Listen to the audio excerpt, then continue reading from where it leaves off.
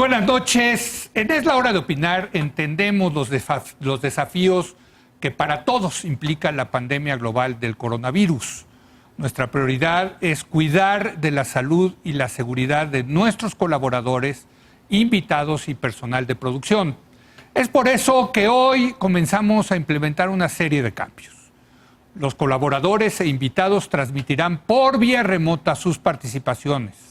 Hoy todavía tenemos a uno de nuestros colaboradores en el estudio a la distancia recomendada, pero calculamos que para la semana que entra ya estarán todos transmitiendo desde los lugares que ellos decidan. Otra modificación es que, como me lo han recomendado nuestros expertos en el tema de la salud, ya no vista de corbata, como lo estoy haciendo a partir del día de hoy. Estos cambios afectan visualmente al programa, pero no a la sustancia. Vamos a seguir debatiendo y analizando las noticias como desde hace ya una década. La vida sigue y todos tenemos que adaptarnos a las nuevas circunstancias. A nuestra audiencia le agradecemos que siga acompañándonos en este desafiante contexto. Entremos en materia. El gobierno federal anunció que va a destinar 3.500 millones de pesos para la compra de equipo médico, insumos para productos de higiene y de laboratorio. El subsecretario López-Gatell informó que la epidemia de coronavirus en México podría durar al menos 12 semanas. Y hoy vamos a debatir, como hemos estado debatiendo en esta semana, cómo está manejando el gobierno de López Obrador esta epidemia del COVID-19. Para debatir este tema, le doy la bienvenida aquí en el estudio, a la distancia correcta, a Denise Dresser. ¿Cómo estás, Denise? Muy buenas noches. ¿Por qué te ríes? Porque soy la única a la que invitaste al estudio. Así es. Entonces, eso me hace pensar que tienes algún objetivo ulterior y no necesariamente bueno. No, es absolutamente bueno. Es la confianza de poderte pedir que vengas tú al estudio. Ojalá que ya la semana que entra podamos hacerlo de manera remota y ojalá que hoy funcione a manera remota, porque voy a saludar a Mario Arraigada. Mario, ¿andas por ahí? Buenas noches.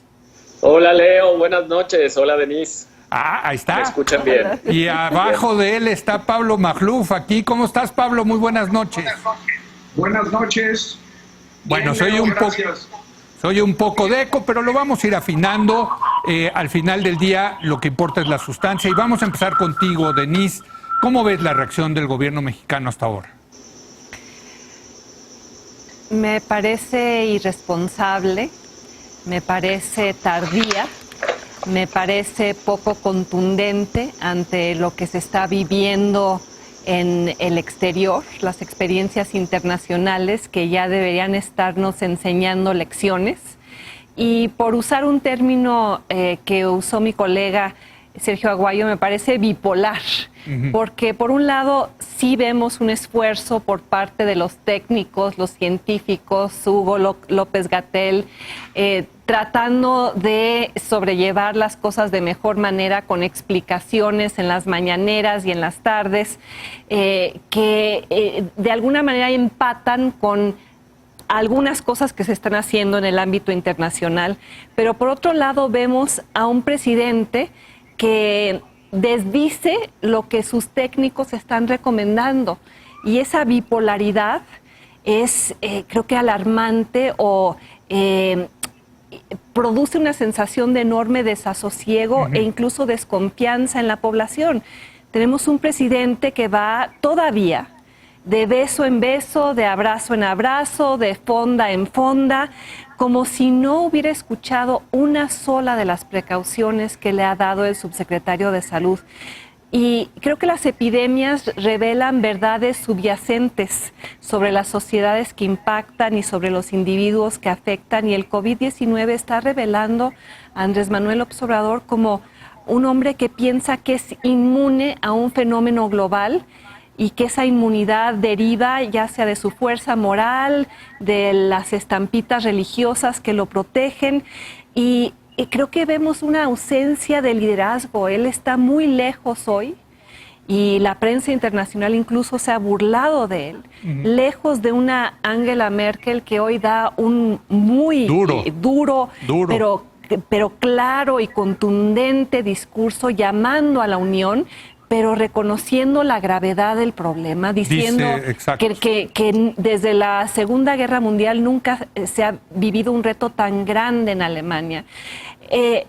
Andrés Manuel López Obrador está muy lejos de un Justin Trudeau que se recluye a sí mismo vía el distanciamiento social en su propia casa después de que su esposa es diagnosticada, lejos del primer ministro italiano que declara se nos acabó el tiempo y así confina a 60 millones de sus compatriotas. Y aquí vemos a un presidente que no quiere hablar mucho del tema, que dedica la mañanera a discutir el 7% de avance del aeropuerto de Santa Lucía y parecería más interesado en mantener su aprobación que en prevenir y educar a la población sobre los peores estragos de esta infección. Le importa más la popularidad personal que la viralidad letal que estamos viendo en todas las latitudes. Entonces, por un lado, aplaudible lo que se comienza a hacer, pero que me parece va a resultar tardío, el hecho de que apenas hoy se anuncie ese presupuesto para la contingencia cuando ya sabíamos desde enero lo que estaba sucediendo, me parece que ha sido una actitud dilatoria que no encara la profundidad ni la dimensión de un problema que puede acabar matando a miles de nuestros compatriotas y sobre todo afectar a la población más vulnerable. Mario Arriagada. Leo, Denise, muchas gracias. Bueno, comparto la impresión de esta esquizofrenia que ha habido entre la estrategia de comunicación de la Presidencia de la República y del presidente sobre todo, y la de las secretarías de salud y los demás encargados de enfrentar esta crisis. Fue muy notoria y hoy incluso con lo de las estampitas, sí creo que ya fue la tercera, ahí no fue la vencida, sino la que nos dejó convencidos que quizá hay un problema de comunicación interna en ese equipo. Ahora, por otro lado, creo que ya entrando a las cosas que ya se empiezan a hacer, creo que hay algunas que son de destacar. Esta idea, por ejemplo, que el secretario de Hacienda, Arturo Herrera, ya adelantó de ir acelerando el gasto público es muy importante porque la actividad económica, bien que mal, en todos los países está ocurriendo y en México comienza a ocurrir, se empieza a detener y las empresas, los pequeños comercios, los pequeños negocios, incluso las personas que trabajan en el sector informal, empiezan a verse afectados y que aceleren el pago de las becas para las personas de la tercera edad, para los estudiantes y el gasto público en general es una buena noticia. Además de, obviamente, el presupuesto del que ya habló Denise, especial para la reacción que aprobó el Congreso hoy. Y se dice que se va a anunciar también, espero con ansia, a ver de qué va a tratar, un Plan Nacional de Desarrollo Energético que parece que va a ir a contrapelo de lo que así parece que se va a anunciar, a contrapelo de lo que ya se venía haciendo en temas petroleros. Parece que quizás se abra una nueva ronda, quizá haya planes más allá de lo exclusivamente petrolero. Parece que Herrera tuvo mucho que ver, pero eso lo vamos a ver ya para el viernes. Por lo pronto se empiezan a cerrar algunos museos, a restringir ciertas entradas y se adelanta la Semana Santa, que es para mí como la medida más clara ya de un compromiso con ir moviendo el país hacia esa llamada fase 2. Y con esto de fase 2, solo quiero cerrar señalando el hecho de que esto que decía Denise, lo tardío, eso no tardío. Bueno, este es un punto muy discutido en todos los países. La cuarentena total tiene que ser declarada en el momento preciso, porque si se hace antes, no solo es costo económico, que es una variable secundaria en este caso, pero importante sin duda, adelantarlo demasiado tiene costos, pero también si la cuarentena se espera tenerla durante 3 meses, hay que declararla en el momento correcto para que la gente no se canse, no se desespere y aguante esa cuarentena con una expectativa realista de cuánto va a durar. Y si se adelanta al ciclo de cuando empieza a subir la curva, que es al que ya estamos entrando, entonces también puede ser una mala decisión entrar a cuarentena antes. Entonces, tardío o temprano es algo que yo confío en lo que López-Gatell ha tratado de explicar sobre su método, pero es cierto que ya con hoy me parece que se anunció la primera muerte, el primer fallecimiento de una persona, al menos la jornada así lo señaló. Todavía no está confirmado. Todavía no está confirmado, no. pero Okay. efectivamente la jornada ya lo trae como noticia. Hay que ser muy cautos, ¿no? Y parece que había otra persona en condiciones graves, que no había Sí. fallecido, que había estado en el Vive Latino. Ese escándalo que en la Ciudad de México fue tan sonado y que por suerte ya después han ido corrigiendo y hoy tienen hasta un sistema por mensaje de texto y celular en el cual parece que han escaneado y rastreado 16,000 casos la Ciudad de México, hablando de las intervenciones estatales, ¿no? En cada lugar, cosa que ya me empieza a dar esperanza que la reacción ahora sí ya viene más en serio. Pablo Magluf, ¿te tenemos por ahí? ¿Sí? ¿Me escuchan? Venga. Sí, adelante, Pablo. Bueno, Leo, yo creo que para juzgar la respuesta del gobierno mexicano, me baso principalmente en el reporte del Imperial College de Londres, que salió hace unos días, y de las recomendaciones de la OMS, de la Organización Mundial de la Salud, sobre todo a través del doctor Michael Ryan, director del Programa de Emergencias Sanitarias. Según estas directrices, los gobiernos que han logrado sortear la crisis han tenido esencialmente dos aptitudes, aptitudes con P, credibilidad y velocidad. Si quieren empiezo con credibilidad y en mi siguiente intervención hablo de la velocidad. La credibilidad, pues yo debo decir que el gobierno mexicano ya llegó a esta crisis con poca credibilidad. Debido a errores notables de incompetencia del último año y medio, particularmente en salud.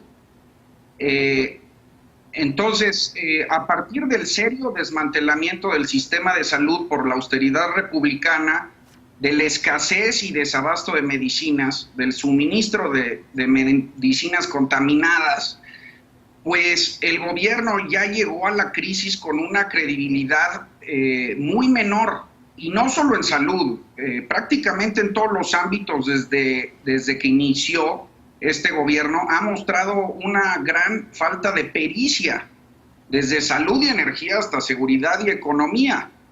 Entonces, es un gobierno que además siempre se consideró no técnico, que desestimó a los expertos y a la técnica.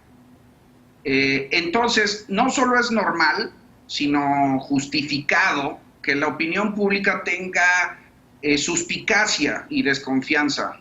Es cosecha de este propio gobierno, y lo peor es que se sigue minando. Es natural que desconfiemos no solo de sus estrategias, sino de sus cifras. ¿Me explico? De cuántas pruebas se hacen, de cuántos casos hay confirmados, de cuál es el ritmo de contagio. Que haya rumores de que el gobierno esconde información es gravísimo, pero es normal dado el desempeño del gobierno el último año y medio, y se sigue minando, y encima le echas a un presidente entregado a la superstición y al pensamiento mágico, pues no se puede esperar mucho. Entonces el gobierno mexicano llega a esta crisis ya con una credibilidad muy lastimada, y va a tomar muchísimo para reconstruirla en el peor momento.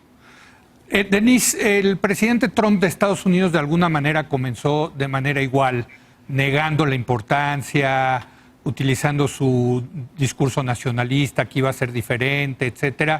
Y ha tenido que cambiar radicalmente, ¿no? ¿Se debe de ver López Obrador en el espejo de Donald Trump, tú dirías? Pues lo que han reportado los medios es que la actitud de Trump cambia precisamente después de leer ese reporte que hace Imperial College sobre si Estados Unidos seguía en la ruta de la negación y en la ruta de la dilación, iban a morir 2 millones de estadounidenses, según las proyecciones. Sí. De un día para otro cambió el tono, cambió la disposición, cambiaron las medidas, cambió el financiamiento y se pasó de un presidente que hace 10 días decía, tenemos 5 casos y vamos a tener 1 y esto no es una pandemia, a un presidente que ya hoy reconoce esto es una pandemia, que está incluso buscando colaborar con el Partido Demócrata, con sus adversarios, más allá de la cuestión ideológica. Pero no se ha quitado las críticas de encima, ¿no? De que llegó tarde, ¿no? Y no se ha quitado las críticas, y tan es así que los resultados de no haber actuado con anterioridad ya se están viendo. Estamos viendo cifras que ascienden a una gran velocidad, y estamos viendo además estados enteros que entran en lockdown. Por ejemplo, 5 condados de la zona alrededor de San Francisco, donde de la noche a la mañana les dijeron ya nadie sale para ni siquiera comprar. Y vemos a un Donald Trump que está ahora finalmente enfrentado a una realidad que quiso rehuir. Bueno, y amén de que la otra parte, la económica, un dato, el día de hoy la bolsa cerró ya a niveles de que tenía cuando Donald Trump tomó posesión como presidente. Se ha perdido el valor de todo este trienio de Donald Trump. Y además él presumía eso como su gran logro. Así es. Y el problema para México es que Estados Unidos estaba en una situación más robusta económicamente hablando. Sí, México llegamos. México llegamos a un escenario donde el coronavirus se suma a otras patologías de nuestros tiempos. Que son la polarización política muy profunda, la pérdida de confianza en las instituciones, una contracción económica que amenaza con ser una severa recesión económica. Antes de entrar al programa hablábamos de cómo Credit Suisse estaba previendo una contracción económica del 4% para México. Después de no crecer el año pasado, ¿no? Y luego vemos también el desplome en los precios del petróleo, lo cual significa un recorte brutal a los ingresos del gobierno, y probablemente en los próximos meses la pérdida de grado de inversión de los bonos de Pemex. Y eso es una tormenta perfecta, y ante eso vemos a un capitán en el barco que no da golpe de timón. Que no, firmando certificados. Y incluso ayer la mañanera dedicada al aeropuerto de Santa Lucía, cuando si quiere enfrentar no solo el coronavirus, que es la crisis actual, pero la que viene, la que va a ser económica y que va a tener un impacto muy severo para, insisto, los sectores más vulnerables de la población, tendría que haber medidas anunciadas desde ya, y muchas de ellas tienen que ver, lo mencionó Mario, con una actitud distinta con respecto al sector energético, donde ahí han ahuyentado la inversión y lo que se busca ahora es tratar de recuperarla de nuevo. Mario Arregada. Sí, gracias, Leo.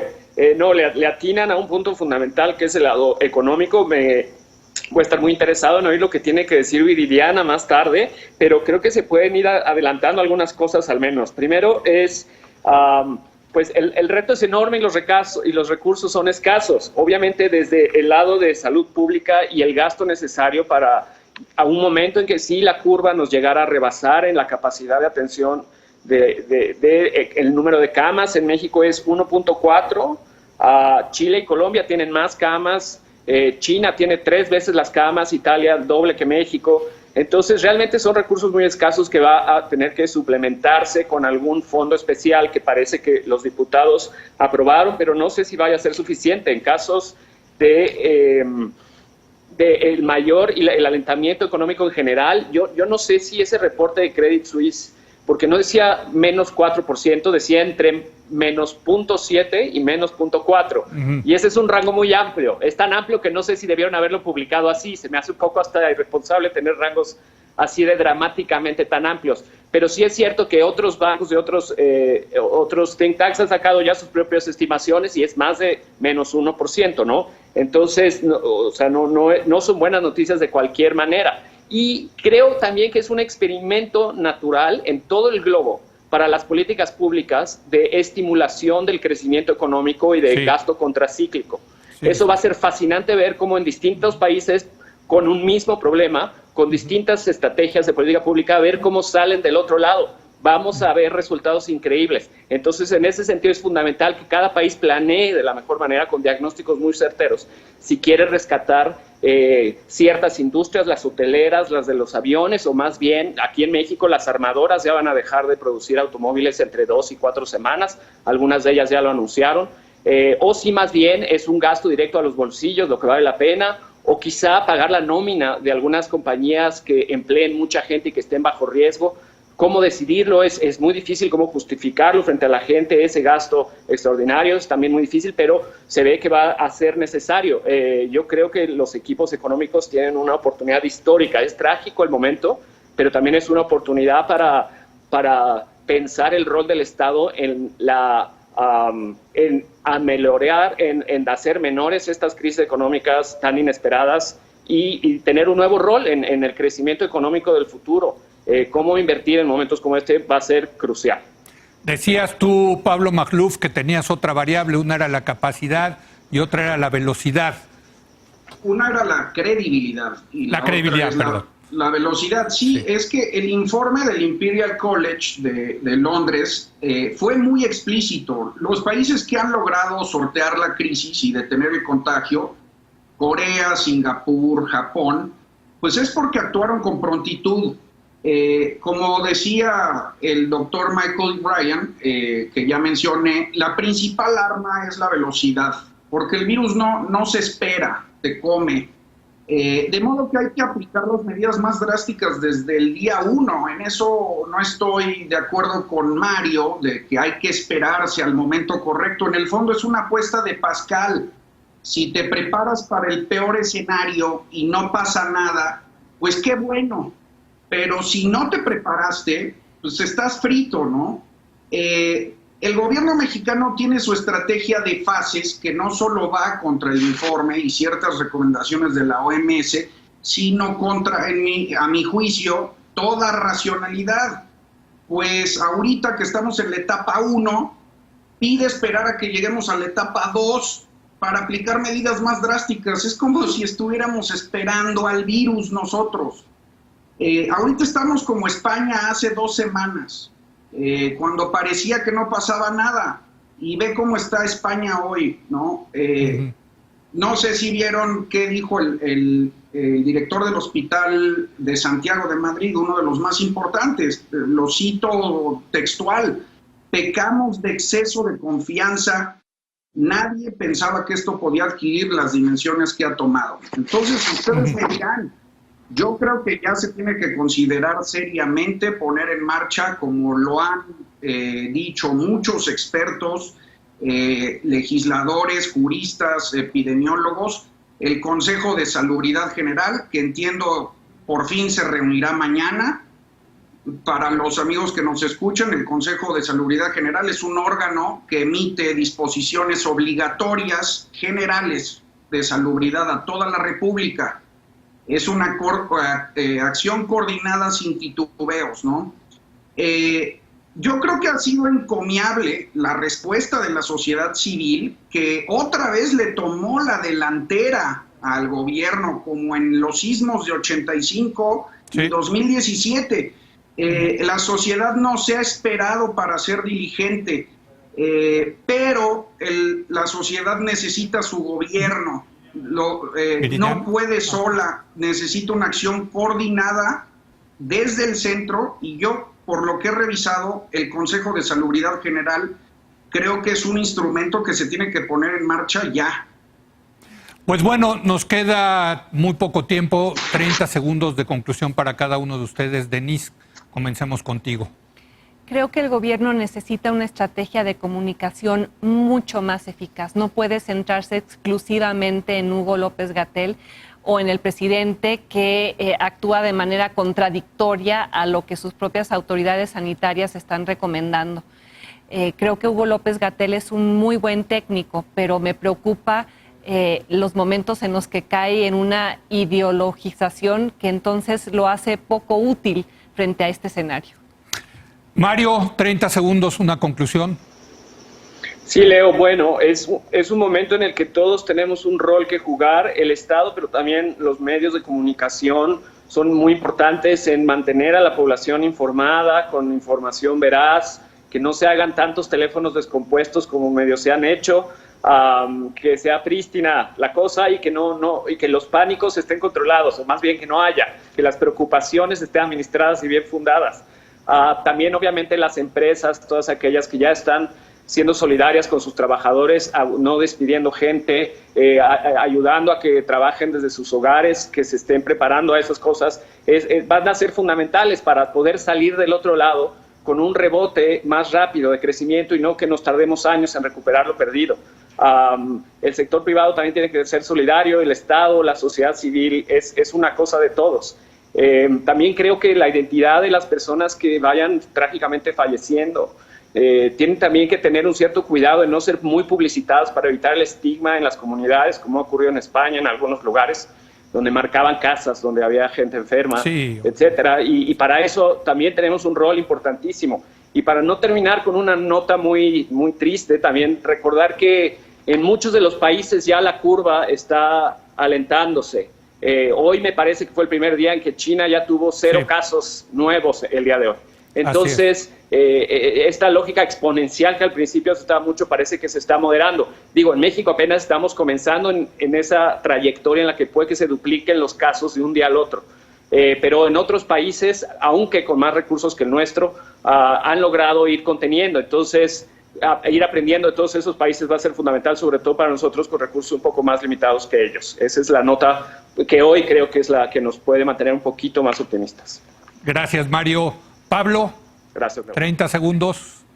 Bueno, Leo, yo creo que está a prueba nuestra nación, nuestra colectividad, nuestro pueblo, la civilización mexicana.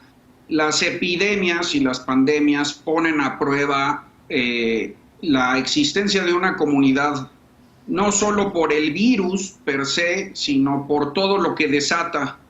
Estuvimos en Letras Libres revisando la literatura, las grandes obras de la literatura universal sobre pandemias, las pandemias que azotaron Europa en siglos pasados, y muchas de las actitudes son las mismas.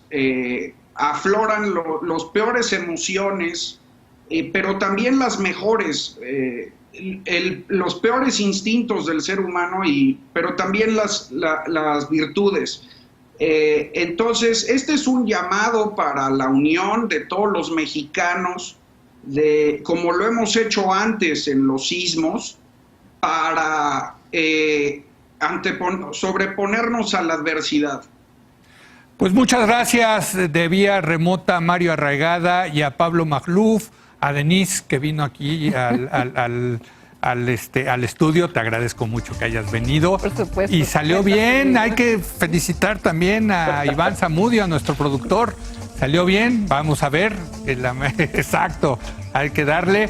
Gracias a esta mesa. Vamos a hacer una pausa. Viene Viridiana Ríos. Bueno, no viene, va a estar vía remota para analizar el impacto del coronavirus en las finanzas públicas. Regresamos.